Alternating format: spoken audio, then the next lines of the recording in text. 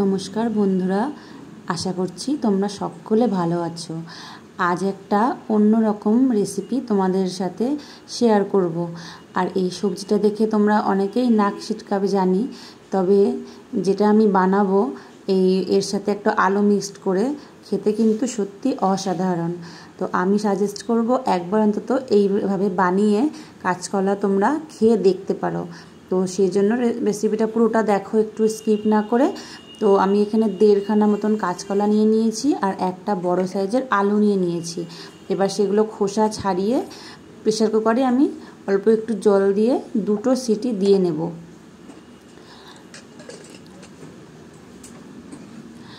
Pressure কুকারে আমার সিদ্ধ করা হয়ে গেছে। আর এরপরে আমি জল ঝরিয়ে নেব। জল ঝরিয়ে নিয়ে আমি এইগুলোকে এই হাতার সাহায্যেই স্ম্যাশ করে নেব।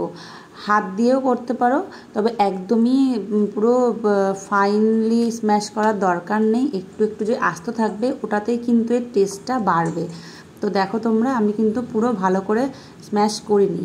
আর এরপরে দিয়ে দিচ্ছি একটা বড় সাইজের পেঁয়াজ কুচি, কাঁচা লঙ্কা কুচি। আমি কাঁচা লঙ্কা কুচি খুবই অল্প দিয়েছি, তোমরা চাইলে আরও এটা বাড়িয়ে দিতে পারো। আর এরপরে আমি দিয়ে দিচ্ছি বেসন। এই বেসন দেওয়ার ক্ষেত্রে কিন্তু এই কাঁচকলার যে একটা গন্ধ থাকে পুরোপুরি চলে যাবে। এরপর দিয়ে দিচ্ছি লবণ, হলুদ, স্বাদ মতো লবণ দিয়ে দিলাম, আর কালো জিরে, আর দিয়ে দিচ্ছি সামান্য চিনি। এটা তোমরা চাইলে নাও দিতে পারো। আর এরপরে ভালো করে মেখে নিচ্ছি আমি। আর এতে কিন্তু কোনো জল দিতে হবে না, কিছুই দিতে হবে না। তো আমি বলবো প্রথমেই একবারে বেশি বেসন না দিয়ে একটু একটু করে বেসন মিক্সড করে দেখতে পারো। আর খুব যেন বেশি শক্ত না হয়ে যায়, এটা এরকম নরমই হবে, হাতে এরকম লেগেই থাকবে, তবে কিন্তু এটা খেতে বেশি ভালো লাগবে।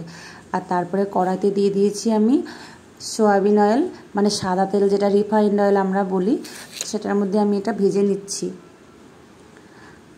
আর বড়াটা তোমরা চাইলে গোল করেও ভাজতে পারো, কিন্তু গোল করে ভাজলে তেল অনেকটা বেশি লাগবে, আর চ্যাপটা করে ভাজলে অল্প তেলেই অনেকটা ভাজা হয়ে যাবে। তো এই যে ভাজা, আমার দেখো কড়াইতে আমার তেল নেই, কিন্তু বড়া কিন্তু ভাজা হয়ে গেছে। তো বড়াগুলো আমি এপিট ওপিট করে হালকা লালচে লালচে করে ভেজে নিয়েছি। এরপরে আমি কড়াইতে দিয়ে দিচ্ছি একটু সর্ষের তেল। সর্ষের তেলে কিন্তু যে কোনো রান্নাই টেস্টটা দ্বিগুণ বাড়িয়ে দেয়। আর এখন দিলাম শুকনো লঙ্কা ফোড়নে, আর দিয়ে দিলাম জিরে, গোটা জিরে। আর কথা বলতে বলতে আমার ফোনটা না পড়ে যাচ্ছিল, আর একটু হলেই কড়াইয়ের মধ্যে পড়তো, ভাগ্যিস ধরে নিয়েছিলাম। আর এবারে দিয়ে দিলাম 2টো বড় সাইজের পেঁয়াজ কুচি। পেঁয়াজ একটু বেশি দিলে, আর পেঁয়াজটা কুচি করে দিলে কিন্তু রান্না অনেক বেশি টেস্ট হয়। পেঁয়াজটা আমার হালকা লালচে করে ভাজা হয়ে যাবে। আর এরপরে আমি দিয়ে দেব এটার মধ্যে আদা। আদা আমি থেতো করে দিয়েছি, মানে একদম ফাইন পেস্ট করে আমি দিইনি, থেতো করে দিয়েছি। আর রসুন আজকে আমি দিইনি, তোমরা চাইলে রসুন দিতে পারো, কারণ আমার কাছে টাইম কম ছিল, রসুন ছাড়ানোর টাইম ছিল না। আর এরপরে দিয়ে দিচ্ছি টমেটো পিউরি, যে গ্রেটারগুলো হয় ওটাতে আমি 2টো টমেটো দিয়েছি।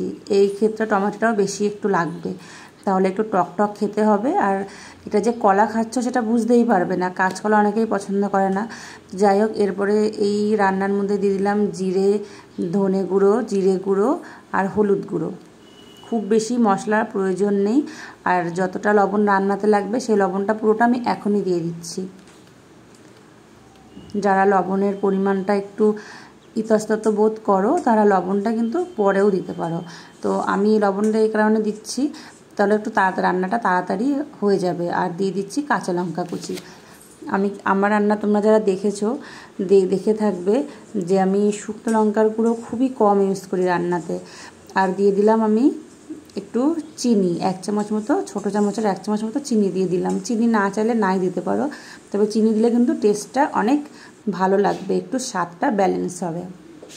দেখো এবারে যখন এরকম তেল ছেড়ে এসেছে, তো ভাববে মশলাটা কষানো হয়ে গেছে। আর এবারে আমি দিয়ে দিচ্ছি আলু। আলু ছাড়াও কিন্তু রান্নাটা খুব ভালো লাগে, কিন্তু আমাদের বাড়িতে আলু খেতে খুব পছন্দ করে, তো সেই জন্য আমি আলু দিচ্ছি। আর আলু আমি আগে থেকে ভাজিনি, কারণ আলু ভাজার মতনও সময় আমার ছিল না, আর টেস্ট খুব একটা ডিফারেন্স হয়ও না। আমি দেখেছি আলু ভেজে না ভেজে দুটোতেই রান্না করে দেখেছি, টেস্ট একই লাগে।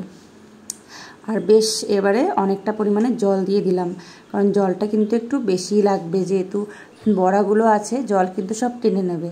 আর ঢাকা দিয়ে আমি আলুগুলো সেদ্ধ হওয়া পর্যন্ত এই ঝোলটা ফুটিয়ে নেব। আর আলু আমার সেদ্ধ হয়ে গেছে। এইবারে দিয়ে দেব এই যে ভেজে রেখেছিলাম কাঁচকলা আর আলুর যে কোপ্তাগুলো, ওই বড়াগুলো আমি দিয়ে দিলাম।